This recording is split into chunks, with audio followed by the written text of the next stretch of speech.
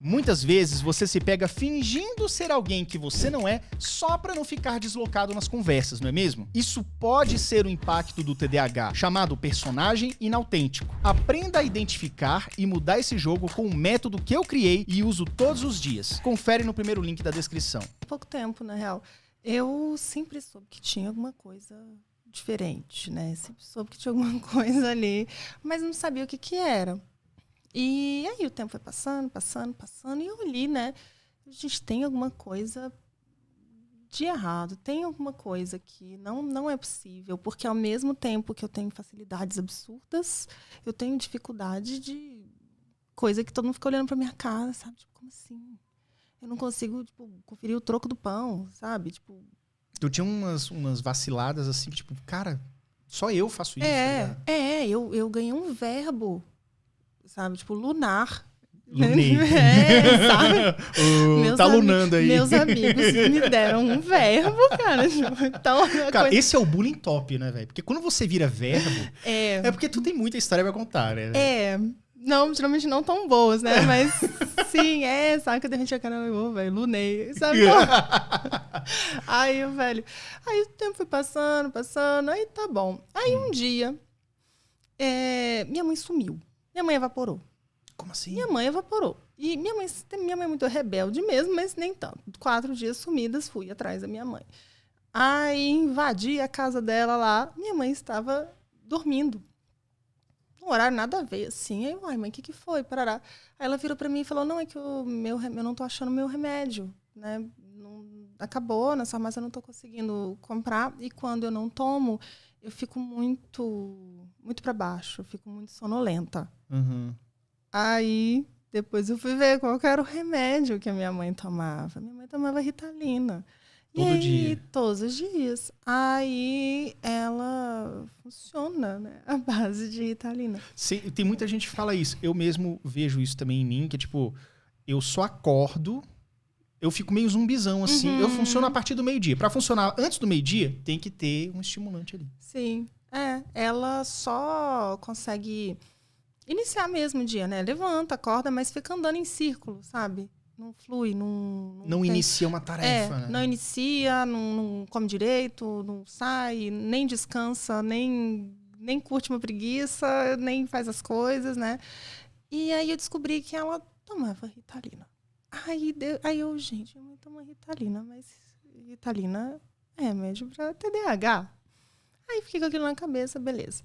E aí ela tava me botando pilha pra eu ir ao mesmo médico que ela. Que ela virou pra mim e falou, minha filha, você tem depressão.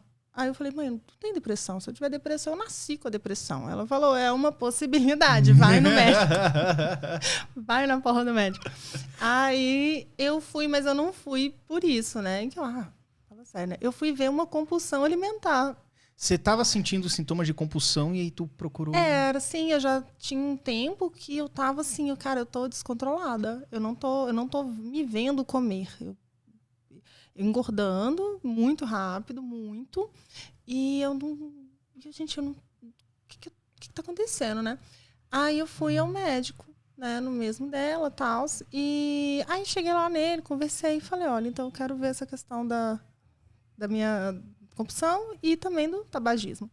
Aí ele me passou a BUP, né? Aí comecei. Um mês de BUP, eu comecei a virar outra pessoa. Transformou. Sabe? Transformei. Eu era muito letárgica. Meu dia também não começava, né?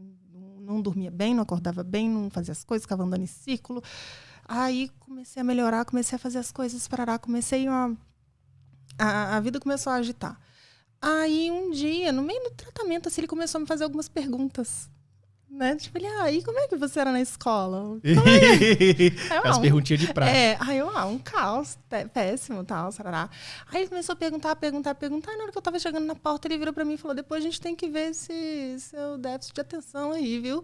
E aí, fui embora, tal. Aí depois, eu fiquei encasquetada, comecei a ler, parará. Aí eu fui ver que... realmente era uma coisa que eu poderia olhar, né?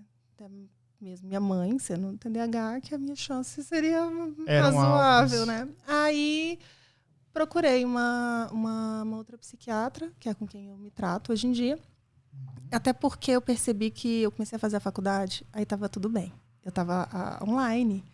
Só que aí depois eu vou ter que encarar uma sala de aula cheia de gente, com aquele tanto de barulho, com aquele tanto de estímulo, é muita informação, né? E aí eu comecei a ficar preocupada com isso. E aí eu falei, né, com a minha namorada, falei com a Má e tal, e eu queria muito seguir carreira acadêmica. Quando eu formar, eu quero fazer mestrado. E aí ela estava terminando o doutorado nessa época. E aí eu vendo como é que era a rotina dela, eu falei, cara, eu sou incapaz de fazer um trem desses. Vou dar conta. Eu sou incapaz. Eu vou perder todas as datas. Eu vou me embananar com tudo. Eu vou travar. Um dia eu vou funcionar pra caramba e uma semana eu vou ficar travada. Não vou conseguir. Aí ela falou, não, então vai no médico, parará. Aí eu fui, procurei uma outra psiquiatra e aí hoje em dia eu trato. Na hora que eu comecei a Ritalina, junto com a Bupi. Cara, foi uma divisor, né? Você já tá há muitos meses ou anos com isso? Como é que tá atualmente? Já tem mais de um ano. Tem mais de um ano. Mudou tudo. Eu virei outra pessoa. Sou completamente outra pessoa. Eu acho que você está medicada hoje, por exemplo. Você fica todo dia. Sim. Sempre, né? Sempre. Eu vou dizer uma coisa que eu lembro de você. Claro que isso foi 2005. Tem 50 mil anos isso. Mas eu tô falando assim, eu lembro que você era na parte... tinha uma galerinha que ficava ali estudando de tarde, no contraturno. E você, às vezes, ficava ali com aquela galera estudando. Mas era assim, 10% estudo, 90% conversa. Se eu não estiver errando, pra menos, assim. Você tá sendo até gentil. Tô sendo brother. Mas o lance é porque eu imagino, eu já observava, eu já sabia do meu diagnóstico naquela época, e eu observava, não apenas você, mas o grupo que tava ali, que ficava nesse converseiro ali. Falei assim, velho, é muito mais interessante você estar numa conversa. É tipo assim, você abre a apostila do Galo Apto, tipo assim, beleza, agora eu vou estudar. Aí isso dura 2 minutos. E aí, o que aconteceu ontem? Conta aí. Nossa, aí vem Era mil difícil, estímulo, né? mil coisa ali. Não rolava. Não rolava. Caraca. E eu sempre travava nas mesmas coisas. Eu tinha dificuldade nas mesmas disciplinas, nas mesmas coisas. E errando por desatenção. E isso era uma frustração. Mesmo na faculdade, eu acho que você gosta de história. Você teve dificuldade, muita leitura ou foi de boa? Não, tive. Era muita leitura. Aí ficava aquela coisa, né? Começa a ler.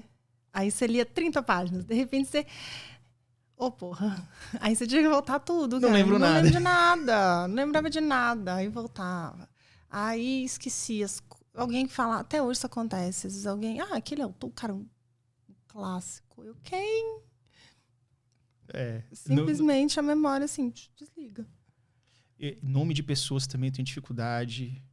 por exemplo, eu conheço uma pessoa, eu tenho que me forçar a falar nos primeiros 2 minutos, 2, 3 vezes o nome dela, da pessoa, porque senão voa o nome também, já era. Vai pro espaço sideral, assim. Eu passo por alguns constrangimentos com isso, viu? Porque... Às vezes você deve esquecer, de repente, o nome de cliente, uma coisa assim. Nossa, demais!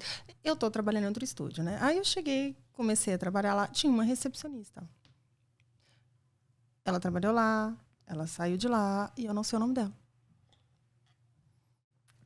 Meu Deus. Porque eu perdi a deixa pra perguntar. Perguntar de novo. Eu não tenho como perguntar. Eu não tenho coragem de perguntar um ano depois. Eu perdi a primeira oportunidade de perguntar o nome dela. E aí depois eu fiquei com vergonha e eu nunca mais perguntei. E ficou por isso. Olha, Nobre, tem uma atendente, recepcionista. Ela tem carinho por você, tá? Ela lembra com... Desculpa. Só queria lembrar teu nome, tá ligado?